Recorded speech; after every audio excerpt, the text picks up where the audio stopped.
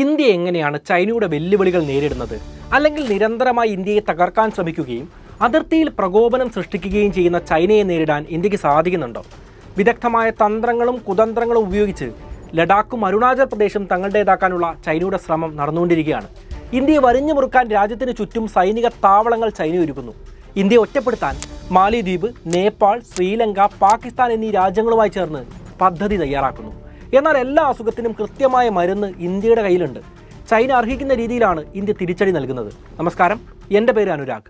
സാംസ്കാരികപരമായി ഒട്ടേറെ സാമ്യതകൾ പറയാനുണ്ട് എങ്കിലും ഇന്ത്യ, ചൈന എന്നീ രണ്ട് ആധുനിക രാഷ്ട്രങ്ങൾ തമ്മിലുള്ള ബന്ധം ഏറെ സങ്കീർണതകൾ നിറഞ്ഞതാണ്. ഓരോ ഇന്ത്യക്കാരനും തിരിച്ചറിയേണ്ടതും പ്രതികരിക്കേണ്ടതുമായ നിരവധി കാര്യങ്ങൾ ഈ വിഷയവുമായി ചേർന്ന് കിടക്കുന്നതിനാൽ വീഡിയോ ഒന്ന് ലൈക്ക് ചെയ്യാൻ ശ്രമിക്കുക. പരമാവധി പേരിലേക്ക് ഈ വീഡിയോ ഒന്ന് ഷെയർ ചെയ്ത് കൊടുക്കൂ. നമുക്ക് നേരെ വീഡിയോയിലേക്ക് പോകാം. വീഡിയോ തുടങ്ങുന്നതിന് മുന്നേ ഓഹരി വിപണിയിൽ ചെറിയ തുകയെങ്കിലും നിക്ഷേപിക്കാൻ താല്പര്യമുള്ള ആരെങ്കിലും ഉണ്ടെങ്കിൽ ആദ്യം വേണ്ടത് ഒരു ഡിമാറ്റ് അക്കൗണ്ടാണ്. സൗജന്യമായി അത്തരത്തിൽ ഡിമാറ്റ് അക്കൗണ്ട് തുടങ്ങാൻ വേണ്ട ലിങ്കും കാര്യങ്ങളും എല്ലാം കമൻറ്റിൽ കൊടുക്കുന്നുണ്ട്. ഇപ്പോൾ ഒന്ന് കയറി നോക്കി ഒരു അക്കൗണ്ട് തുടങ്ങി വെച്ച് നോക്കൂ. പിന്നെ കാര്യങ്ങൾ പഠിച്ച ശേഷം നന്നായിട്ട് നിക്ഷേപിക്കാവുന്നതാണ്. നമുക്ക് എന്തായാലും കാര്യത്തിലേക്ക് വരാം. സിന്ധു നദീതട സംസ്കാരത്തിൽ തുടങ്ങുന്ന ബൃഹത്തായ സംസ്കാരങ്ങളുടെയും ചിന്തകളുടെയും കളിത്തൊട്ടിലായിരുന്നു പുരാതന ഇന്ത്യ. സാംസ്കാരികപരമായി മാത്രമല്ല, സാമ്പത്തികപരമായും അന്ന് ഇന്ത്യ വലിയൊരു ശക്തിയായിരുന്നു.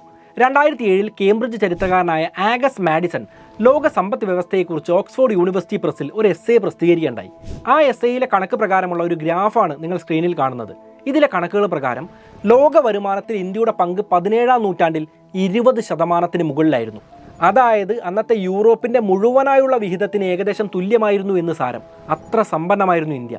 എന്നാൽ കോളനിവൽക്കരണത്തിന് ശേഷം 1952 ആയപ്പോഴേക്കും ഇത് 5%-ലും താഴെയായി കുറഞ്ഞതായി കാണാം. ഈ കണക്കുകൾ ശ്രദ്ധിക്കുമ്പോൾ ഒരു കാര്യം വ്യക്തമായി നമുക്ക് മനസ്സിലാവുന്നത് ബ്രിട്ടീഷുകാർ ഉൾപ്പെടെയുള്ള അധിനിവേശ ശക്തികളുടെ സ്വാധീനം ഇന്ത്യൻ സംസ്കാരത്തെ മാത്രമല്ല സാമ്പത്തിക മേഖലയെപ്പോലും എത്രത്തോളം ദോഷകരമായി ബാധിച്ചു എന്നാണ്. എന്തായാലും 1947 ഇന്ത്യ സ്വതന്ത്രമായി. വ്യക്തി സ്വാതന്ത്ര്യം മാത്രമല്ല, അക്ഷരാർത്ഥത്തിൽ സാമ്പത്തികവും സാമൂഹികവും രാഷ്ട്രീയപരവുമായ സ്വാതന്ത്ര്യം ഇന്ത്യൻ ജനത സ്വപ്നം കാണാൻ തുടങ്ങിയ ദിനങ്ങളായിരുന്നു വന്നത്. ഇനി ചൈനയുടെ കാര്യമെടുത്താൽ അതിപുരാതനമായ സംസ്കാരങ്ങളുടെ ജന്മനാട് തന്നെയാണ് ചൈനയും. ഇന്ത്യയും ചൈനയുമായി 2000-ലേറെ വർഷങ്ങൾ പഴക്കമുള്ള സാംസ്കാരിക വ്യാപാര ബന്ധവുമുണ്ട്. 1840-കൾ വരെ വിവിധ രാജവംശങ്ങളുടെ കീഴിൽ ചൈന ഒരു പ്രധാന ശക്തിയായിരുന്നു. എന്നാൽ 1800-കളുടെ അവസാനത്തിലും 1900-ന്റെ തുടക്കത്തിലും ബ്രിട്ടൻ കറുപ്പ് യുദ്ധങ്ങളിലൂടെ ചൈനയെ പരാജയപ്പെടുത്തിയതിനാൽ ചൈനയുടെ പ്രാദേശിക ആധിപത്യം നശിപ്പിക്കപ്പെട്ടു. അവസാന രാജവംശം 1911-ൽ തകരുകയും ചെയ്തു. ആധുനിക ചൈനയുടെ പിതാവ് എന്നറിയപ്പെടുന്ന സന്യാറ്റ് സെന്നിന്റെ പരിശ്രമ ഫലമായി റിപ്പബ്ലിക് ഓഫ് ചൈന 1912-ൽ സ്ഥാപിതമായി. തുടക്കത്തിൽ ഒരു ദുർബല രാഷ്ട്രമായിരുന്നു ചൈന. ആഗോള രാഷ്ട്രീയത്തിൽ ഒരു പങ്കും വഹിക്കാൻ ചൈനയ്ക്ക് കഴിഞ്ഞിരുന്നില്ല. 1930-കളിലും 40-കളിലും കമ്മ്യൂണിസ്റ്റ് നാഷണലിസ്റ്റ് ശക്തികൾ തമ്മിലുള്ള നീണ്ട ആഭ്യന്തര യുദ്ധം ചൈനയെ കൂടുതൽ ദുർബലമാക്കുകയാണ് ഉണ്ടായത്. കമ്മ്യൂണിസ്റ്റ് പാർട്ടി ആഭ്യന്തര യുദ്ധത്തിൽ വിജയിക്കുകയും 1949-ൽ അധികാരം പിടിച്ചെടുക്കുകയും ചെയ്തു. മാവോയുടെ നേതൃത്വത്തിലായിരുന്നു ചൈനയുടെ പിന്നീടുള്ള ഭരണം. പറഞ്ഞു വരുന്നത് ഇന്ത്യയും ചൈനയും ആധുനിക രാഷ്ട്രങ്ങളായി രൂപപ്പെട്ടത് ഏതാണ്ട് ഒരേ കാലഘട്ടത്തിലാണ്, 1947-ലും 1949-ലും. ചൈന ഒരു കമ്മ്യൂണിസ്റ്റ് രാജ്യമായും ഇന്ത്യ ഒരു ജനാധിപത്യ റിപ്പബ്ലിക്കായും ജന്മമെടുത്തു. ഈ മാപ്പിൽ കാണുന്ന ചുവപ്പ് നിറത്തിൽ അടയാളപ്പെടുത്തിയിരിക്കുന്നത് അന്നത്തെ കാലത്തെ മാർക്സിസ്റ്റ് ലെനിനിസ്റ്റ് രാജ്യങ്ങളും ഓറഞ്ച് നിറത്തിൽ അടയാളപ്പെടുത്തിയിരിക്കുന്നത് അന്ന് സോഷ്യലിസത്തിലേക്ക് ചുവട് വെച്ചുകൊണ്ടിരിക്കുന്ന രാജ്യങ്ങളുമാണ്. ഈ ഓറഞ്ച് നിറത്തിൽ ഇന്ത്യയും ഉണ്ടായിരുന്നു എന്നത് ശ്രദ്ധേയമാണ്. അന്ന് മാർക്സിസ്റ്റ് ലെനിനിസ്റ്റ് രാജ്യങ്ങൾ മാത്രമേ കമ്മ്യൂണിസ്റ്റ് ചൈനയെ അംഗീകരിച്ചിരുന്നുള്ളൂ. പക്ഷേ 1950-ൽ തന്നെ ചൈനയെ ഒരു രാഷ്ട്രമായി ഇന്ത്യ അംഗീകരിക്കുന്നുണ്ട്. ചൈനയുമായി നല്ല ബന്ധം സ്ഥാപിക്കുന്നതിൻ്റെ ഭാഗമായി പിന്നീട് 1954-ൽ ഇന്ത്യ പഞ്ചശീല തത്വങ്ങൾ എന്നറിയപ്പെടുന്ന സമാധാന കരാർ ചൈനയുമായി ഒപ്പിട്ടു. ആ വർഷം തന്നെ പ്രധാനമന്ത്രി ശ്രീ ജവഹർലാൽ നെഹ്റു ചൈന സന്ദർശിച്ച് ഇന്ത്യ ചീനി ഭായി ഭായി എന്ന പ്രസിദ്ധമായ മുദ്രാവാക്യമൊക്കെ മുഴക്കുന്നുണ്ട്. അതായത് ഇന്ത്യയും ചൈനയും സഹോദരങ്ങളാണ് എന്നാണ് ഈ മുദ്രാവാക്യം അർത്ഥമാക്കുന്നത്. ഇതിൽ നിന്ന് തന്നെ വളരെ സമാധാനപരമായ ഒരു ബന്ധമാണ് ചൈനയുമായി ഇന്ത്യ ആഗ്രഹിച്ചിരുന്നത് എന്ന കാര്യം നമുക്ക് മനസ്സിലാക്കാം. എന്നാൽ ചൈനയ്ക്ക് മറ്റു ചില ലക്ഷ്യങ്ങളുണ്ടായിരുന്നു. ക്രമേണ അതിൻ്റെ സൂചനകൾ ഇന്ത്യക്ക് ലഭിച്ചു തുടങ്ങി. 1959-ൽ ഇന്ത്യയുടെ ഭാഗമായ ലഡാക്ക് പ്രദേശത്തേക്ക് ചൈന റോഡ് നിർമ്മാണം ആരംഭിച്ചതായിട്ട് ഇന്ത്യ കണ്ടെത്തി. ലഡാക്കിൽ അവകാശവാദം ഉന്നയിച്ച് അത് സ്വന്തമാക്കാനായിരുന്നു ചൈന അങ്ങനെ ചെയ്തത്. അതേ വർഷം തന്നെ ഇന്ത്യയെയും ടിബറ്റിനെയും വേർതിരിക്കുന്ന മക്മഹോൺ ലൈൻ അംഗീകരിക്കുന്നില്ല എന്ന് ചൈന ഔദ്യോഗികമായി അറിയിച്ചു. അതിൻ്റെ ലക്ഷ്യം ഇന്ത്യയുടെ ഭാഗമായ അരുണാചൽ പ്രദേശ് സ്വന്തമാക്കുക എന്നതായിരുന്നു. ശരിക്കും എന്താണ് മക്മഹോൺ ലൈൻ? എന്തുകൊണ്ട് ചൈന ഈ അതിർത്തി അംഗീകരിക്കുന്നില്ല? 1914 ഇന്ത്യ ബ്രിട്ടീഷ് അധിനിവേശത്തിന്റെ പിടിയിലായിരുന്ന സമയത്ത് ബ്രിട്ടീഷ് അധികൃതരും ചൈനീസ് ടിബറ്റൻ പ്രതിനിധികളും ഒപ്പുവെച്ച ഒരു കരാറുണ്ടായിരുന്നു. അതാണ് സിംല കരാർ. ഇത് പ്രകാരം ബ്രിട്ടീഷ് ഇന്ത്യയുടെയും ടിബറ്റിന്റെയും അതിർത്തിയാണ് മക്മഹോൺ ലൈൻ എന്നറിയപ്പെടുന്നത്. സ്ക്രീനിലെ മാപ്പിൽ കൊടുത്തിരിക്കുന്ന ടിബറ്റിനെയും ഇന്ത്യയുടെ അരുണാചൽ പ്രദേശിനെയും വേർതിരിക്കുന്ന മഞ്ഞ ലൈൻ ശ്രദ്ധിക്കുക. 1914 ഈ കരാർ ഒപ്പുവെക്കുമ്പോൾ ടിബറ്റ് ഒരു സ്വതന്ത്ര രാഷ്ട്രമായിരുന്നു. എന്നാൽ 1950-കൾക്ക് ശേഷം ചൈനീസ് സർക്കാർ ടിബറ്റിനെ ആക്രമിക്കുകയും കീഴ്പ്പെടുത്തുകയും ചെയ്തു. അതുകൊണ്ട് തന്നെ പരമാധികാര രാഷ്ട്രമല്ലാത്ത ടിബറ്റിന് തങ്ങളുടെ അതിർത്തി നിർണ്ണയിക്കാൻ സാധിക്കില്ല എന്ന ന്യായമാണ് ചൈന ഇവിടെ പറയുന്നത്. നേരത്തെ ടിബറ്റിനെ ചൈന ആക്രമിച്ച് കീഴടക്കിയതിനെ പറ്റി പറഞ്ഞതാണല്ലോ. അതിൽ പ്രതിഷേധിച്ച് ചൈനീസ് ഗവൺമെന്റിനെതിരെ പല പ്രതിഷേധങ്ങളും ഉണ്ടായി. ആ പ്രതിഷേധങ്ങൾക്ക് നേതൃത്വം കൊടുത്തിരുന്നത് ടിബറ്റിന്റെ ആത്മീയ ഗുരുവായ ദലൈലാമയായിരുന്നു. ചൈനീസ് ആക്രമണത്തെ ഭയന്ന് നാടുവിടേണ്ടി വന്ന അദ്ദേഹത്തിന് 1959 മാർച്ചിൽ ഇന്ത്യയിൽ അഭയം തേടേണ്ടി വന്നു. ഇന്ത്യ അദ്ദേഹത്തെ അഭയാർത്ഥിയായി സ്വീകരിക്കുകയും ചെയ്തു. ഇത് ചൈനയെ വല്ലാതെ പ്രകോപിപ്പിച്ചു എന്ന് മാത്രമല്ല, ഈ സംഭവത്തിലൂടെ ഇന്ത്യ പഞ്ചശീല തത്വങ്ങൾ ലംഘിച്ചു എന്ന് ചൈന ആരോപിക്കുകയും ചെയ്തു. യഥാർത്ഥത്തിൽ ചൈന ഒരു അവസരത്തിന് വേണ്ടി കാത്തു നിൽക്കുകയായിരുന്നു. 1959 മുതൽ അതിർത്തിയിൽ നിർമ്മാണ പ്രവർത്തനങ്ങൾ നടത്തി തയ്യാറെടുത്തിരുന്ന ചൈന ഒടുവിൽ 1962 ഇന്ത്യയെ ആക്രമിച്ചു. ലഡാക്കിലേക്കും വടക്ക് കിഴക്കൻ ഇന്ത്യയിലേക്കും പ്രവേശിക്കുകയാണ് ചൈന ചെയ്തത്. അക്സായ് ചീൻ, അരുണാചൽ പ്രദേശ് എന്നിവ ചൈനയുടെ പ്രദേശങ്ങളാണ് എന്ന് ചൈന അവകാശപ്പെട്ടു. യുദ്ധത്തിൽ ഇന്ത്യക്ക് കനത്ത തിരിച്ചടിയാണ് നേരിട്ടത്. എന്നിരുന്നാലും ചൈന പിന്നീട് ഏകപക്ഷീയമായി വെടിനിർത്തൽ പ്രഖ്യാപിക്കുകയും അവകാശവാദം ഉന്നയിച്ച നിയന്ത്രണ രേഖയിൽ നിന്ന് 20 കിലോമീറ്ററോളം പിന്നോട്ട് പോവുകയും ചെയ്തു. പക്ഷേ യുദ്ധത്തിൽ അക്സായ് ചീൻ ചൈന പിടിച്ചെടുക്കുകയാണ്. 1962 യുദ്ധത്തോടെ പാകിസ്ഥാൻ ചൈനയോട് കൂടുതൽ അടുത്തു. സ്വാഭാവികമായും ശത്രുവിന്റെ ശത്രു മിത്രമാണല്ലോ. 1967 ചൈന വീണ്ടും പ്രകോപനം തുടർന്നു. അതിർത്തി പ്രദേശങ്ങളായ നാഥുലാമിലും ചോലയിലുമായിരുന്നു ഇത്തവണ ഏറ്റുമുട്ടൽ നടന്നത്. മാപ്പിൽ കാണുന്നത് പോലെ സിക്കിമിനെയും ഭൂട്ടാനെയും ചൈനയെയും ബന്ധിപ്പിക്കുന്ന തന്ത്രപ്രധാനമായ പ്രദേശങ്ങളാണിവ. പക്ഷേ 1962 പോലെയല്ല. ഇന്ത്യ കുറച്ചുകൂടെ മുൻകരുതലെല്ലാം എടുത്തു നിൽക്കുകയായിരുന്നു. അതുകൊണ്ട് തന്നെ ഈ അവസരത്തിൽ ഇന്ത്യ തന്ത്രപരമായി തിരിച്ചടിക്കുകയും തത്ഫലമായി ചൈനീസ് സേന പിൻവലിക്കുകയും ചെയ്തു. ഒരു കണക്കിന് ഇന്ത്യ ജയിച്ചു എന്ന് തന്നെ പറയാം. അതിർത്തി ആക്രമണം കൂടാതെ 1960-കളോടെ നിലവിലുള്ള അന്താരാഷ്ട്ര ക്രമം അട്ടിമറിക്കാൻ ചൈന നേരിട്ട് ശ്രമം നടത്തുന്നുണ്ട്. പലപ്പോഴും വിപ്ലവം കയറ്റുമതി ചെയ്തുകൊണ്ട് ആഫ്രിക്ക, ലാറ്റിൻ അമേരിക്ക, തെക്ക് കിഴക്കൻ ഏഷ്യ എന്നിവിടങ്ങളിൽ ഗവൺമെൻറ് വിരുദ്ധ ഗറില്ല സേനയെ പരിശീലിപ്പിക്കുകയും ആയുധ സഹായം നൽകുകയും ചൈന ചെയ്യുകയാണ്. പാശ്ചാത്യ രാജ്യങ്ങളുടെ ഭരണത്തിൽ അസ്വാരസ്യങ്ങൾ നിലനിർത്തിക്കൊണ്ട് അവരെ ദുർബലമാക്കി ആഗോള ഭരണക്രമം തങ്ങൾക്കനുകൂലമാക്കാനുള്ള ചൈനയുടെ കുബുദ്ധിയായിരുന്നു ഇത്. ഇന്ത്യക്കെതിരായ ആക്രമണങ്ങളും ഈ പശ്ചാത്തലത്തിൽ വേണം നമ്മൾ മനസ്സിലാക്കാൻ. ചൈന തങ്ങളുടെ മേധാവിത്വം വിപുലീകരിക്കാൻ കൈക്കൊള്ളുന്ന നിലപാടുകളോട് അമേരിക്കയ്ക്ക് എതിർപ്പുണ്ടായിരുന്നുവെങ്കിലും 1970-കളുടെ തുടക്കത്തിൽ അമേരിക്കയുമായി നല്ല ബന്ധമായിരുന്നു ചൈനയ്ക്കുണ്ടായിരുന്നത്. 1971 ഒക്ടോബറിൽ UN general assembly people's republic of ചൈനയെ അംഗമായും സുരക്ഷാ കൗൺസിലിലെ 5 സ്ഥിരാംഗങ്ങളിൽ ഒരാളായും അംഗീകരിച്ചു.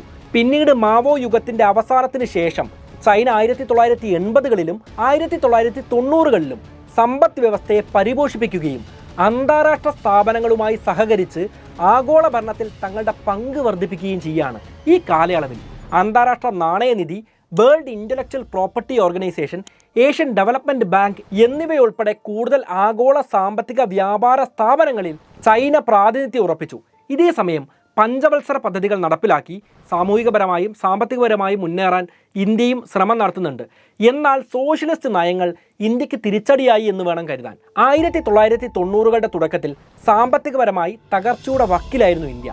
1991 ജൂൺ 21 മൻമോഹൻ സിംഗ് ധനമന്ത്രിയായി നരസിംഹ റാവുവിന്റെ നേതൃത്വത്തിലുള്ള സർക്കാർ അധികാരമേൽക്കുകയും ലൈസൻസ് രാജ് അസാധുവാക്കുകയും സാമ്പത്തിക പ്രതിസന്ധികൾ മറികടക്കാൻ സാമ്പത്തിക പരിഷ്കാരങ്ങൾ ആവിഷ്കരിക്കുകയും ചെയ്തു. ഇന്ത്യയുടെ തലവര മാറ്റിയ ഉദാരവൽക്കരണ, ആഗോളവൽക്കരണ നയങ്ങൾ ആ കാലഘട്ടത്തിലാണ് ഉണ്ടാവുന്നത്. 1960-കളിലെ ഏറ്റുമുട്ടലുകൾക്ക് ശേഷം ഇന്ത്യ ചൈന ബന്ധം 1970-80-കളിൽ വീണ്ടും മെച്ചപ്പെടാൻ തുടങ്ങി. 1979 മൊറാർജി ദേശായി മന്ത്രിസഭയിലെ വിദേശകാര്യ മന്ത്രിയായ വാജ്പേയിയുടെ ചൈന സന്ദർശനം ഇന്ത്യ ചൈന ബന്ധങ്ങൾ വീണ്ടും ഊഷ്മളമാക്കുന്നതിൻ്റെ സൂചനകൾ നൽകി. എന്നാൽ 1987 ഇന്ത്യ അരുണാചൽ പ്രദേശിന് സംസ്ഥാന പദവി നൽകിയത് ചൈനയെ വീണ്ടും പ്രകോപിപ്പിച്ചു. പക്ഷേ 1988 അന്നത്തെ പ്രധാനമന്ത്രിയായിരുന്ന രാജീവ് ഗാന്ധിയുടെ ചൈന സന്ദർശനത്തോടെ ഇരു രാജ്യങ്ങളും തമ്മിലുള്ള തർക്കങ്ങൾ താൽക്കാലികമായെങ്കിലും അവസാനിച്ചു. ഈ സമയത്ത് ബൈലാറ്ററൽ കൾച്ചറൽ കരാറുകളെല്ലാം ഇരു രാജ്യങ്ങളും തമ്മിൽ ഉണ്ടാക്കുന്നുണ്ട്. 1993-96 കാലഘട്ടങ്ങളിൽ സൈനിക മേഖലകളിൽ പരസ്പര വിശ്വാസവും സുരക്ഷയും വളർത്തുന്നതിൻ്റെ കരാറുകൾ ഇരു രാജ്യങ്ങൾ തമ്മിൽ വീണ്ടും ഒപ്പുവെക്കുന്നുണ്ട്. ഇന്ത്യയും ചൈനയും തമ്മിലുള്ള അതിർത്തി കൃത്യമായി വേലികെട്ടി തിരിച്ചിട്ടുള്ളവയല്ല എന്ന കാര്യം നമുക്ക് എല്ലാവർക്കും അറിയാലോ. അതുകൊണ്ട് തന്നെ ഇരു കൂട്ടരും അതിർത്തിയിൽ എങ്ങനെ പെരുമാറണം എന്നുള്ള നിർദ്ദേശങ്ങൾ ഈ കരാറിൻ്റെ ഭാഗമായിരുന്നു. പതിറ്റാണ്ടുകളോളം ഒരു സൈനികൻ പോലും ഈ മേഖലയിൽ വീരമൃത്യു വരിക്കാതിരുന്നതിൻ്റെ കാരണവും ഈ സമാധാന കരാർ തന്നെയാണ്. പിന്നീട് 2003 നോക്കുകയാണെങ്കിൽ സിക്കിമിന് മേലുള്ള ഇന്ത്യയുടെ പരമാധികാരം ചൈന അംഗീകരിക്കുക കൂടെ ചെയ്തപ്പോൾ ഇന്ത്യ ചൈന ബന്ധത്തിന് വലിയ ഉത്തേജനം ലഭിച്ചു എന്ന് മനസ്സിലാക്കണം. ഈ സംഭവങ്ങൾക്കെല്ലാം ശേഷം ഇന്ത്യ ചൈന അതിർത്തി തർക്കങ്ങൾക്ക് കുറേയേറെ ശമനമായി എന്ന് തന്നെ പറയണം. പക്ഷേ അപ്പോഴും ഇന്ത്യൻ അധികാര പരിധിയിലുള്ള പ്രദേശങ്ങൾക്ക് മേലുള്ള അവകാശവാദം ചൈന പിൻവലിച്ചിരുന്നില്ല. രണ്ട് വലിയ ആണവ ശക്തികളാണ് ഇന്ത്യയും ചൈനയും എന്ന കാര്യം നമുക്കറിയാം. ചൈന 1964 ആദ്യമായി ആണവ പരീക്ഷണം നടത്തുന്നത്. 1964 മുതൽ 1997 വരെ മാത്രം 47ഓളം ആണവ പരീക്ഷണങ്ങളാണ് ചൈന നടത്തിയത്. ചൈനയുടെ സഹായത്തോടെ 1998 പാകിസ്ഥാനും ആണവ പരീക്ഷണം നടത്തി വിജയിക്കുന്നുണ്ട്. അയൽ രാജ്യങ്ങൾ ആണവ ശക്തികളാവുന്നത് ഇന്ത്യക്കൊരു ഭീഷണിയാണ് എന്ന കാര്യം നമുക്ക് എല്ലാവർക്കും അറിയാം. ഈ കാര്യം അന്നത്തെ ഇന്ത്യൻ ഗവൺമെൻറ്റും തിരിച്ചറിയുന്നുണ്ട്. 2 ആണവ പരീക്ഷണങ്ങളാണ് ഇന്ത്യ നടത്തുന്നത്. അവ പൊക്രാൻ 1, പൊക്രാൻ 2 എന്നീ പേരുകളിൽ അറിയപ്പെടുകയും ചെയ്യുന്നുണ്ട്. ആഗോളതലത്തിൽ ഏറ്റവും വലിയ രണ്ടാമത്തെ പ്രതിരോധ ബജറ്റുള്ള സൈനിക ശക്തിയാണ് ചൈന. 2022 ചൈനയുടെ സൈനിക ചെലവ് $292 ബില്യൺ ആയിരുന്നു. ലോക പ്രതിരോധ ചെലവിൻ്റെ 13%. ഏതാണ്ട് നമ്മുടെ മുകേഷ് അംബാനിയുടെ ആകെ ആസ്തിയുടെ 3 ഇരട്ടി എന്നൊക്കെ പറയാം. ഇന്ത്യയും അത്ര മോശമൊന്നുമല്ല. അമേരിക്കയും റഷ്യയും ചൈനയും കഴിഞ്ഞാൽ ഏറ്റവും കൂടുതൽ തുക പ്രതിരോധ മേഖലയ്ക്ക് മാറ്റിവെക്കുന്ന രാജ്യമാണ് ഇന്ത്യ. ചിത്രത്തിൽ കാണുന്നത് പോലെ 2019 മുതൽ 2024 ബജറ്റ് വരെയുള്ള കണക്കുകൾ പരിശോധിച്ചാൽ ആനുപാതികമായ വളർച്ച എത്രത്തോളം ഉണ്ട് എന്ന് നമുക്കറിയാൻ സാധിക്കും. അതായത് സൈനികപരമായി തന്നെ ചൈനയുടെ വെല്ലുവിളികൾ നേരിടാനുള്ള തയ്യാറെടുപ്പുകൾ ഇന്ത്യ നടത്തിയിട്ടുണ്ട് എന്ന് ഈ കാര്യം നോക്കുമ്പോൾ നമുക്ക് മനസ്സിലാവും. ആ കാര്യം തന്നെയാണ് ഇതിലൂടെ പറഞ്ഞു വെച്ചത്. എന്തായാലും 1980-കൾക്ക് ശേഷം ഏറെക്കുറെ സമാധാനപരമായ ഇന്ത്യ ചൈന ബന്ധം പിന്നീട് 2017 വീണ്ടും വഷളാവുന്നത്. ഇപ്രാവശ്യം ചൈനയുടേത് എന്ന് ചൈന അവകാശപ്പെടുന്ന ഡോക്ലാം പീഠഭൂമിയിലേക്ക് ചൈനയുടെ പീപ്പിൾസ് ലിബറേഷൻ ആർമി റോഡ് നിർമ്മാണം ആരംഭിച്ചതാണ് പ്രശ്നങ്ങൾക്ക് വഴിവെച്ചത്. ഇന്ത്യൻ സൈന്യം തങ്ങളുടെ പ്രദേശത്തേക്ക് പ്രവേശിച്ചു എന്ന് ചൈനയും ചൈന തങ്ങളുടെ ബങ്കറുകൾ നശിപ്പിച്ചതായി ഇന്ത്യയും ആ സമയത്ത് ആരോപിക്കുന്നുണ്ട്. തുടർന്ന് സിക്കിമിലെ നാദൂല ചുരത്തിലൂടെ കൈലാസ് മാനസ സരോവർ ലക്ഷ്യമാക്കി പോകുന്ന തീർത്ഥാടകരെ ചൈന തടയുന്നുമുണ്ട്. എന്നാൽ ഇന്ത്യയുടെ പ്രദേശമല്ലാത്ത ഡോക്ലാം പീഠഭൂമിയിൽ ചൈന എന്ത് ചെയ്യണമെന്ന് നമ്മൾ എന്തിനാണ് തീരുമാനിക്കുന്നത്, അല്ലേ? എന്തിനാണ് ആ കാര്യത്തിൽ ഇടപെടുന്നത്? ഇവിടെയാണ് ചൈനയുടെ കുതന്ത്രം നമ്മൾ മനസ്സിലാക്കേണ്ടത്. ഈ മാപ്പ് കാണുമ്പോൾ തന്നെ നമുക്കൊരു കാര്യം മനസ്സിലാവും. ചൈനയുടെ ഭാഗമായ ടിബറ്റിനെയും മറ്റൊരു രാജ്യമായ ഭൂട്ടാനെയും ഇന്ത്യയുടെ സിക്കിമിനെയും ബന്ധിപ്പിക്കുന്ന തന്ത്രപ്രധാനമായ പ്രദേശമാണ് ഡോക്ലാം പീഠഭൂമി. ഡോക്ലാം ഇന്ത്യയുടെ ഭാഗമല്ലെങ്കിൽ പോലും അവിടെ നടക്കുന്ന നിർമ്മാണ പ്രവർത്തനങ്ങൾ ചൈനയ്ക്ക് ഇന്ത്യയുടെ നോർത്ത് ഈസ്റ്റ് സംസ്ഥാനങ്ങളിലേക്ക് വഴി എളുപ്പമാക്കാൻ സഹായിക്കുന്നതാണ്. ഇത് ഇന്ത്യക്ക് ഭീഷണിയാണ്. നേരത്തെ ടിബറ്റ് കീഴടക്കി മക്മഹോൻ ലൈൻ അസാധുവാക്കാൻ ശ്രമിച്ചതുപോലെ തന്ത്രപ്രധാനമായ ഡോക്ലാൻ പ്രദേശവും ചൈന ലക്ഷ്യം വെക്കുന്നത് ഇന്ത്യയുടെ നോർത്ത് ഈസ്റ്റ് പ്രദേശങ്ങളിൽ കണ്ണുവെച്ചുകൊണ്ടാണ് എന്ന സത്യം ഇന്ത്യ ഇതിനോടകം തിരിച്ചറിഞ്ഞിട്ടുണ്ട്. ചൈനയുടെ പാം ആൻഡ് 5 ഫിംഗർ പോളിസിയുടെ ഭാഗമാണ് ഇത്തരം പ്രകോപനങ്ങൾ. പാം ആൻഡ് 5 ഫിംഗർ എന്ന് വെച്ച് കഴിഞ്ഞാൽ ടിബറ്റ് കൈപ്പത്തി അഥവാ പാം, നേപ്പാൾ, ലഡാക്ക്, സിക്കിം, അരുണാചൽ പ്രദേശ്, ഭൂട്ടാൻ എന്നീ പ്രദേശങ്ങൾ കൈവിരലുകളും. ഇതിൽ ടിബറ്റ് അതായത് കൈപ്പത്തി ചൈന ഇതിനോടകം സ്വന്തമാക്കി കഴിഞ്ഞിട്ടുണ്ട്. അതുകൊണ്ട് തന്നെ ഭൂട്ടാൻ, നേപ്പാൾ എന്നീ രാജ്യങ്ങളിലേക്കുള്ള ചൈനയുടെ കടന്നുകയറ്റം ഇന്ത്യക്ക് പ്രതിസന്ധികൾ സൃഷ്ടിക്കും. കാരണം പിന്നീടുള്ള 2 ഭാഗങ്ങൾ നോക്കിക്കഴിഞ്ഞാൽ ഇന്ത്യയുടെ പ്രദേശങ്ങളാണ്. നേരത്തെ പറഞ്ഞ ഡോക്ലാം പ്രദേശം ചൈനയുടേതാണ് എന്നാണ് അവർ അവകാശപ്പെടുന്നത്. എന്നാൽ ഇന്ത്യയും ഭൂട്ടാനും ഇതിനെ ഭൂട്ടാൻ്റെ പ്രദേശമായിട്ടാണ് അംഗീകരിക്കുന്നത്. ചൈനയുടെ സലാമി സ്ലൈസ് സ്ട്രാറ്റജിയും ഈ സന്ദർഭവുമായി കൂട്ടിച്ചേർത്ത് നമ്മൾ വായിക്കേണ്ടതാണ്. സലാമി മീറ്റ്, ഇറച്ചിയില്ലേ, അത് മുറിക്കുന്നത് പോലെ അയൽ രാജ്യങ്ങളിലെ ഓരോ ഭാഗങ്ങളും തങ്ങളുടേതാണെന്ന് പതിയെ പറയുക. പിന്നീട് ആ വാദം പല അന്താരാഷ്ട്ര വേദികളിലും ചർച്ചയ്ക്ക് വെക്കുക. ഇതോടെ അതൊരു തർക്ക പ്രദേശമായിട്ട് മാറും. എന്നിട്ടത് സ്വന്തമാക്കുക. ഈ വെടക്കാക്കി തനിക്കാക്കുക എന്ന് പറയുന്നത് പോലുള്ളൊരു തന്ത്രമാണ് ചൈന ഇവിടെ സ്വീകരിക്കുന്നത്. ഇപ്പോൾ ഈ വിഷയത്തിൽ തന്നെ 1990-കൾ മുതൽ ചൈന ഭൂട്ടാനുമായിട്ടുണ്ടാക്കിയ പാക്കേജ് ഡീൽ പുതുക്കാനുള്ള ചർച്ചകൾ ഇന്ത്യയെ വീണ്ടും പ്രതിരോധത്തിലാക്കിയിരിക്കുകയാണ്. 3 രാജ്യങ്ങളുമായി അതിർത്തി പങ്കിടുന്ന തന്ത്രപ്രധാനമായ ഡോക്ലാം പീഠഭൂമി ഭൂട്ടാൻ ചൈനയ്ക്ക് വിട്ടു നൽകുന്നതിന് പകരമായി ഭൂട്ടാനുമായി തർക്കത്തിലുള്ള വടക്കൻ അതിർത്തിയിലെ 495 സ്ക്വയർ കിലോമീറ്റർ പ്രദേശം ഭൂട്ടാന് ചൈന തിരിച്ചും കൊടുക്കും. ഇതാണ് ഈ പുതിയ കരാർ. സിക്കിമിനും ഭൂട്ടാനും ഇടയിലുള്ള തന്ത്രപ്രധാനമായ ഡോക്ലാം പ്രദേശം ചൈനയ്ക്ക് ഇങ്ങനെ വിട്ടുകൊടുക്കുന്നത് സിക്കിമിന് മേലുള്ള ചൈനയുടെ നുഴഞ്ഞുകയറ്റം കൂടുതൽ സുഖമാക്കി മാറ്റും. അതുകൊണ്ട് തന്നെ ഈ പാക്കേജ് ഡീൽ ഇന്ത്യക്ക് തലവേദന സൃഷ്ടിക്കുന്ന ഒന്നാണ് എന്ന് മുൻപേ പറഞ്ഞതാണല്ലോ. ഇതേ സമയം ഇതിനെ പ്രതിരോധിക്കാൻ ഭൂട്ടാനുമായി നല്ല ബന്ധം സ്ഥാപിക്കാനാണ് ഇന്ത്യ ശ്രമിച്ചുകൊണ്ടിരിക്കുന്നത്. ഭൂട്ടാന്റെ വികസന പ്രവർത്തനങ്ങൾക്ക് ഇന്ത്യയുടെ സാമ്പത്തിക സഹായം ഇതിനോടകം ലഭിക്കുന്നുണ്ട്. മാത്രമല്ല, ഭൂട്ടാൻ ഇന്ത്യയുടെ നല്ലൊരു വ്യാപാര പങ്കാളി കൂടിയാണ്. നേരത്തെ സലാമി സ്ലൈസ് സ്ട്രാറ്റജി പറഞ്ഞതുപോലെ തന്നെ ചൈനയുടെ മറ്റൊരു തന്ത്രമാണ് string of pearls. String of pearls എന്ന് പറഞ്ഞാൽ മുത്തുകൊണ്ടൊരു മാല എന്നാണ് അർത്ഥം. ഇതുപയോഗിച്ച് ചൈന സൗത്ത് ചൈന സമുദ്രത്തിലും ഇന്ത്യൻ മഹാസമുദ്രത്തിലും നേവി ബേസുകൾ നിർമ്മിക്കുന്നു. പാകിസ്ഥാൻ, ശ്രീലങ്ക, ബംഗ്ലാദേശ്, മ്യാൻമർ എന്നീ രാജ്യങ്ങൾ കേന്ദ്രീകരിച്ച് ഇന്ത്യൻ മഹാസമുദ്രത്തിൽ ചൈന സ്ഥാപിക്കുന്ന നാവിക ബേസുകൾ ഇന്ത്യക്ക് ഭീഷണിയാണ്. കാരണം ഇന്ത്യയുടെ ചുറ്റും ചൈന നാവിക താവളങ്ങൾ ഒരുക്കുന്നത് കടൽ വഴിയുള്ള യുദ്ധങ്ങൾക്ക് ഏറെ സഹായകരമായിട്ട് മാറും. കാരണം ഇന്ത്യ ചൈന യുദ്ധം ഉണ്ടായിക്കഴിഞ്ഞാൽ ചൈനയ്ക്ക് ഇന്ത്യയെ ആക്രമിക്കാൻ ഏറെ എളുപ്പമായിരിക്കും. ചുരുക്കി പറഞ്ഞാൽ ചൈനയുടെ മുത്തുമാല ഇന്ത്യയെ വരിഞ്ഞു മുറുക്കുന്ന ഒരു ചങ്ങലയാണ്. അതിന് മറുപടിയായിട്ട് പക്ഷേ നെക്ലേസ് ഓഫ് ഡയമണ്ട്സ് എന്ന നാവിക തന്ത്രം ഇന്ത്യ തിരിച്ചും പയറ്റുന്നുണ്ട്. ഇന്ത്യ നാവിക താവളങ്ങൾ വികസിപ്പിക്കുകയും ചൈനയുടെ തന്ത്രങ്ങളെ പ്രതിരോധിക്കാൻ തന്ത്രപ്രധാനമായ രാജ്യങ്ങളുമായുള്ള ബന്ധം മെച്ചപ്പെടുത്തുകയും ചെയ്യുകയാണ്. ലളിതമായി പറഞ്ഞാൽ Japan, Vietnam, Singapore, Oman, Mongolia തുടങ്ങിയ രാജ്യങ്ങളെ കണക്ട് ചെയ്തുകൊണ്ട് ചൈനയ്ക്ക് മറുപടിയായി എതിർവലയം ഇന്ത്യ സൃഷ്ടിക്കുന്നു. സ്വാഭാവികമായും ഈ രാജ്യങ്ങളിലെ നാവിക ബേസുകൾ ഉപയോഗിച്ചുകൊണ്ട് ചൈനയുടെ കടൽ വഴിയുള്ള ആക്രമണം പ്രതിരോധിക്കാൻ ഇന്ത്യക്കാകും. ഇന്ത്യയുടെ പ്രതിരോധവും തിരിച്ചടികളും ഇതുകൊണ്ടൊന്നും അവസാനിക്കുന്നില്ല. ക്വാഡ് പോലുള്ള സംഘടനാ ശക്തികളുടെ സഹായവും ഇന്ത്യക്കുണ്ട്. USA, ഇന്ത്യ, ഓസ്ട്രേലിയ, ജപ്പാൻ എന്നീ രാജ്യങ്ങൾ ഉൾപ്പെടുന്ന 2007 സ്ഥാപിതമായ ക്വാഡ് ചൈനയുടെ സ്വാധീനത്തെ ചെറുക്കുന്ന സമുദ്ര ജനാധിപത്യ രാജ്യങ്ങളുടെ സഖ്യമാണ്. ഈ രാജ്യങ്ങൾ സംയുക്ത നാവികാഭ്യാസത്തിൽ ഏർപ്പെടാറുമുണ്ട്. മലബാർ നാവികാഭ്യാസം അത്തരത്തിൽ സമുദ്രത്തിലെ ചൈനീസ് ആധിപത്യത്തെ നേരിടാൻ ഇന്ത്യയെ സഹായിക്കുന്ന ഒന്നാണ്. 1992 ആരംഭിച്ച ബഹുരാഷ്ട്ര പങ്കാളിത്തത്തോടെയുള്ള നാവിക യുദ്ധ അഭ്യാസമാണ് മലബാർ. വിവിധ നാവിക തന്ത്രങ്ങൾ വിലയിരുത്തുന്നതിനായി ബംഗാൾ ഉൾക്കടലിൽ നടത്തിയ ഒരു ഉഭയകക്ഷി അഭ്യാസമാണിത്. ജപ്പാൻ ഒരു സ്ഥിരാംഗമാണ്. ഇന്തോ പസഫിക് മേഖലയിൽ ചൈനയുടെ സ്വാധീനം തടയാനുള്ള ശ്രമത്തിൽ ഇന്ത്യയുടെ അഭ്യർത്ഥന പ്രകാരം ഓസ്ട്രേലിയ 2020 മലബാർ അഭ്യാസത്തിൽ പങ്കെടുത്തിരുന്നു. അതിനുശേഷം എല്ലാ വർഷവും പങ്കെടുക്കുന്നുമുണ്ട്. അതായത് ക്വാഡിലെ 4 അംഗങ്ങളും ഇപ്പോൾ ഈ നാവികാഭ്യാസത്തിൽ പങ്കെടുക്കുന്നുണ്ട്. ഈ മാപ്പിൽ കാണിച്ചിരിക്കുന്ന സർക്കിൾ ചെയ്തിരിക്കുന്ന മേഖലയാണ് ഇന്തോ പസഫിക് മേഖല. ചൈനയുടെ പ്രകോപനത്തെ മറികടക്കാൻ മേഖലയിലെ ഓസ്ട്രേലിയ, ജപ്പാൻ എന്നീ രാജ്യങ്ങൾ ഇന്ത്യക്കൊപ്പമുണ്ട്. മലബാർ നാവികാഭ്യാസത്തിന് പുറമെ ഫ്രാൻസ് മൊത്തം ക്വാഡ് രാജ്യങ്ങൾ സംയുക്ത നാവികാഭ്യാസത്തിൽ ഇപ്പോൾ ഏർപ്പെടുന്നുണ്ട്. ഓസ്ട്രേലിയ, ജപ്പാൻ, ഫ്രാൻസ്, അമേരിക്ക എന്നീ രാജ്യങ്ങളുമായി സഹകരിച്ച് ഇന്തോ പസഫിക് മേഖല ഉൾപ്പെടുന്ന ഇന്ത്യൻ മഹാസമുദ്രം വഴിയും ദക്ഷിണ ചൈന സമുദ്രം വഴിയുമുള്ള ചൈനയുടെ ആക്രമണത്തെ ചെറുക്കാൻ ഇന്ത്യ പര്യാപ്തമാണ്. നേരത്തെ പറഞ്ഞ ക്വാഡ് പോലെ തന്നെ I2U2 പോലുള്ള സംഘടനകളിലും ഇന്ത്യ അംഗമാണ്.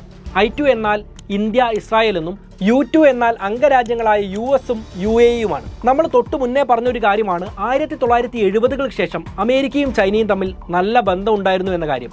എന്നാൽ ഇന്ന് ചൈന ആഗോളതലത്തിൽ വൻ ശക്തിയായിട്ട് മാറുമ്പോൾ അമേരിക്കയ്ക്ക് ഇത് ഭീഷണിയായിട്ട് മാറുമോ എന്ന് അവർ കരുതുന്നുണ്ട്. അതുകൊണ്ട് തന്നെ ആയിരിക്കണം ഇന്ത്യ ഉൾപ്പെടെയുള്ള രാജ്യങ്ങളുമായി സഹകരിച്ച് ചൈനയെ എതിർക്കാൻ അവർ വലിയ ശ്രമം നടത്തുന്നു. ഇവിടെയും ശത്രുവിൻ്റെ ശത്രു മിത്രം തന്നെയാണല്ലോ. കാര്യങ്ങൾ എന്ത് തന്നെയാണെങ്കിലും ഈ പ്രതിരോധം കൊണ്ടൊന്നും ഇന്ത്യയെ തകർക്കാനും ഇന്ത്യൻ പ്രദേശങ്ങൾ സ്വന്തമാക്കാനുള്ള ശ്രമങ്ങൾ ചൈന അവസാനിപ്പിച്ചിട്ടില്ല.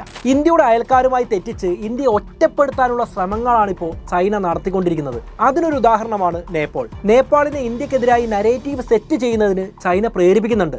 നേപ്പാളിന് മേലുള്ള ചൈനയുടെ സാമ്പത്തിക സ്വാധീനമാണ് ഇതിന് അവരെ സഹായിക്കുന്നത്. ഇതുകൊണ്ട് തന്നെയാവണം 2020 നേപ്പാൾ ഗവൺമെന്റ് ഔദ്യോഗികമായി പ്രസിദ്ധീകരിച്ച അവരുടെ മാപ്പ് വലിയ വിവാദങ്ങൾക്ക് വഴിവെച്ചത്. കാലാപാനി, ലിംബു ലേക്ക്, ലിംബിയാദുര എന്നീ പടിഞ്ഞാറൻ മേഖലയിലെ 370 ചതുരശ്ര കിലോമീറ്റർ തർക്കപ്രദേശം നേപ്പാൾ തങ്ങളുടെ മാപ്പിൽ ഉൾക്കൊള്ളിച്ചതാണ് വിവാദങ്ങൾക്ക് കാരണമായിട്ട് മാറുന്നത്. സ്ക്രീനിൽ കാണിക്കുന്ന ഓറഞ്ച് നിറത്തിൽ അടയാളപ്പെടുത്തിയിട്ടുള്ള പ്രദേശങ്ങളാണിവ. ഇന്ത്യയുമായി സാംസ്കാരികപരമായി വളരെ അടുത്ത് കിടക്കുന്ന രാജ്യമായിരുന്നിട്ടും നേപ്പാൾ ഇന്ത്യൻ പ്രദേശങ്ങൾ അവകാശപ്പെടുന്നത് ഇന്ത്യക്ക് വലിയൊരു തിരിച്ചടി തന്നെയാണ്. കൂടാതെ മാലിദ്വീപ് ഇന്ത്യയോട് ഇപ്പോൾ സ്വീകരിക്കുന്ന സമീപനവും അതിന് പിന്നിലുള്ള ചൈനയുടെ പങ്കും നമ്മളിവിടെ കൂട്ടി വായിക്കണം. പാകിസ്ഥാൻ ഉപയോഗിച്ചും ഇന്ത്യക്കെതിരെ ചൈന കരുക്കൾ നീക്കുന്നുണ്ട്. അതിലൊന്നാണ് പാകിസ്ഥാനിൽ ചൈന നടത്തുന്ന അടിസ്ഥാന വികസന പദ്ധതികൾ. ന്യൂ സിൽക്ക് റോഡ് എന്ന ഓമനപ്പേരിൽ അറിയപ്പെടുന്ന ചൈനയുടെ നേതൃത്വത്തിലുള്ള ആഗോള അടിസ്ഥാന സൗകര്യ പദ്ധതിയാണ് belt and road initiative. Pakistan മാത്രമല്ല, ബംഗ്ലാദേശ്, ശ്രീലങ്ക പോലുള്ള രാജ്യങ്ങളും ഈ പദ്ധതിയുടെ ഭാഗമാണ്. ഈ പദ്ധതിയിൽ ഉൾപ്പെടുന്ന രാജ്യങ്ങളെ കടക്കണിയിൽ പെടുത്തി പാപ്പരാക്കുന്നു എന്ന വലിയൊരു ആരോപണവും ഇതിന് അപവാദമായിട്ട് നിലനിൽക്കുന്നുണ്ട്. അത് മറ്റൊരു കാര്യമാണ്. കാര്യം അങ്ങനെയാണെങ്കിലും ആ രാജ്യങ്ങളെല്ലാം ഇന്ത്യയോട് കാണിക്കുന്ന സമീപനവും നമുക്കറിയാവുന്നതാണ്. മറ്റൊരു പ്രധാനപ്പെട്ട കാര്യം, ഈ ബെൽറ്റ് ആൻഡ് റോഡ് ഇനീഷ്യേറ്റീവിൻ്റെ ഭാഗമാണ് ചൈന പാകിസ്ഥാൻ എക്കണോമിക് കോറിഡോർ, സിപെക് എന്നും ഇത് അറിയപ്പെടുന്നുണ്ട്. ചൈനയുമായുള്ള മെച്ചപ്പെട്ട വ്യാപാരത്തിനും ദക്ഷിണേഷ്യയിലെ രാജ്യങ്ങളെ കൂടുതൽ സമന്വയിപ്പിക്കുന്നതിനും പാകിസ്ഥാനിലെ അടിസ്ഥാന സൗകര്യങ്ങൾ മെച്ചപ്പെടുത്തുന്നതിനുമുള്ള ബൃഹത്തായിട്ടുള്ള ഒരു പദ്ധതി തന്നെയാണിത്.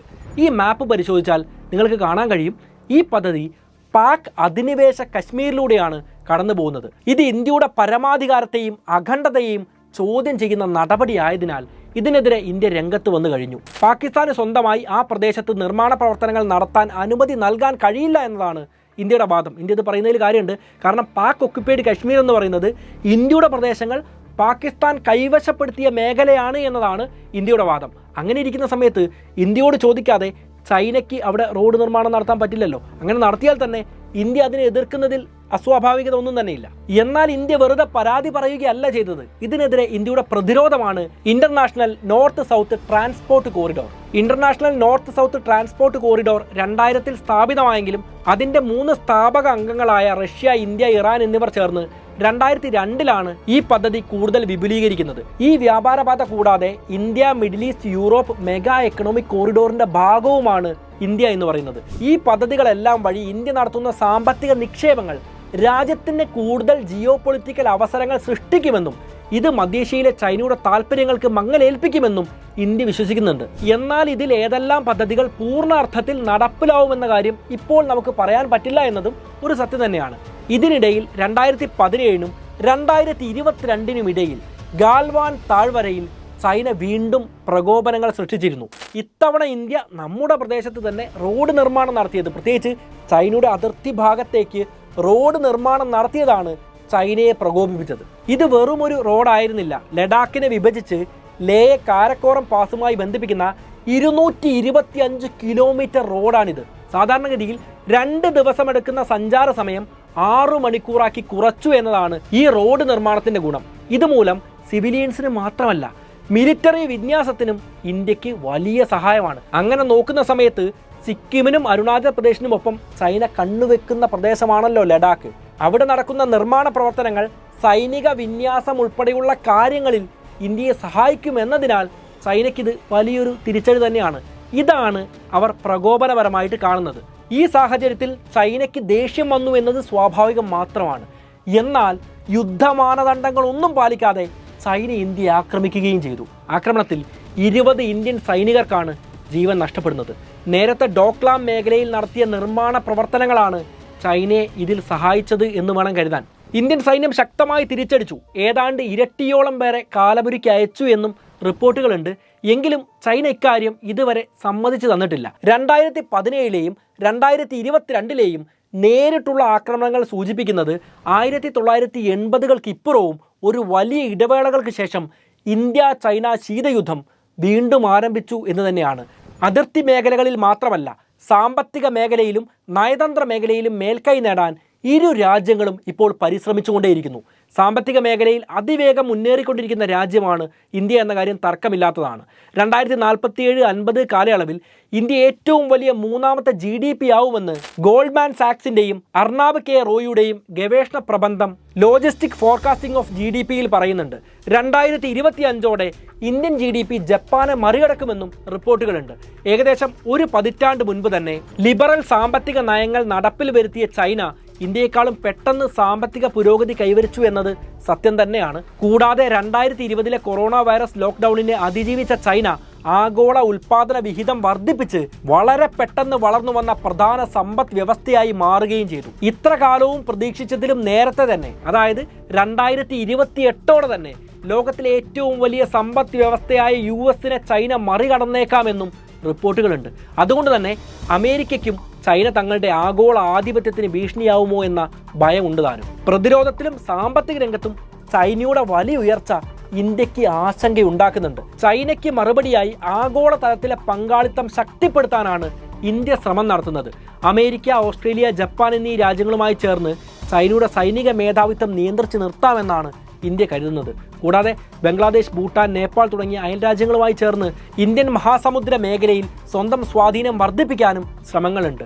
ഇന്തോ പസഫിക്കിലെ മാറിക്കൊണ്ടിരിക്കുന്ന ജിയോ പൊളിറ്റിക്കൽ ലാൻഡ്സ്കേപ്പും ഇന്തോ ചൈന ശീതയുദ്ധത്തിന്റെ പശ്ചാത്തലവും ഭാവിയിൽ ദക്ഷിണേഷ്യയിൽ വർദ്ധിച്ചു വരുന്ന പ്രാധാന്യത്തിന്റെ ഒരു സൂചന തന്നെയാണ്. ഇവിടെ നമുക്ക് തോറ്റുകൊടുക്കാൻ ഒരിക്കലും നിർവാഹമില്ല. കാരണം അത്രത്തോളം ലോകം ഉറ്റുനോക്കുന്ന ഒരു മേഖല തന്നെയാണിത്. ഇതേ കാരണങ്ങൾ കൊണ്ട് തന്നെയാണ് അരുണാചൽ പ്രദേശിന്റെ ഭാഗങ്ങൾ ചൈന തങ്ങളുടെ മാപ്പിൽ അടയാളപ്പെടുത്തുമ്പോഴെല്ലാം ശക്തമായ പ്രതിഷേധം ഇന്ത്യ ഉന്നയിക്കുന്നത്. ഈ വിഷയം ഒന്ന് ചുരുക്കി പറഞ്ഞാൽ 1940കളുടെ അവസാനത്തിൽ രൂപീകൃതമായ ഇന്ത്യയും ചൈനയും തമ്മിലുള്ള ബന്ധം തുടക്കത്തിൽ ഊഷ്മളമായിരുന്നുവെങ്കിലും 1962 യുദ്ധം എല്ലാം തകിടമറിച്ചു. പിന്നീട് 1980കൾക്ക് ശേഷം പ്രശ്നങ്ങൾ താൽക്കാലികമായി അവസാനിച്ചുവെങ്കിലും 2017 വീണ്ടും അതിർത്തിയിൽ പ്രശ്നങ്ങൾ പുനരാരംഭിച്ചു. അയൽ രാജ്യങ്ങളുടെ അതിർത്തി മാന്തുന്ന ചൈനയുടെ പ്രകോപനങ്ങൾ തന്നെയാണ് ഈ പ്രശ്നങ്ങളുടെ എല്ലാം മുഖ്യ കാരണം. കടൽ വഴിയും കരവഴിയും ചൈന ഇന്ത്യയെ വരിഞ്ഞു മുറുക്കാൻ ശ്രമിക്കുമ്പോൾ ഇന്ത്യയും അതേ നാണയത്തിൽ തന്നെ തിരിച്ചടി നൽകാൻ ശ്രമിക്കുന്നു എന്ന കാര്യം മേൽപ്പറഞ്ഞ വിവരങ്ങളിലൂടെ നിങ്ങൾക്കും മനസ്സിലായിട്ടുണ്ടാവും. കാര്യങ്ങൾ എന്താണെങ്കിലും ഇരു രാജ്യങ്ങളും പുതിയ വെല്ലുവിളികൾക്കെതിരെ എങ്ങനെയാണ് പരസ്പരം പ്രതിരോധം തീർക്കാൻ ശ്രമിക്കുക എന്ന കാര്യം ഇനിയും കാത്തിരുന്ന് കാണേണ്ട വിഷയമാണ്. സ്വയം നന്നായി വീടിനെയും നാടിനെയും ഗ്രാമത്തെയും നന്നാക്കി സംസ്ഥാനത്തെ മെച്ചപ്പെടുത്തി ഇന്ത്യയെ ശക്തിപ്പെടുത്താൻ സജ്ജരാവുക എന്നത് മാത്രമാണ് നമുക്കെല്ലാം ഇവിടെ ചെയ്യാനുള്ളത്.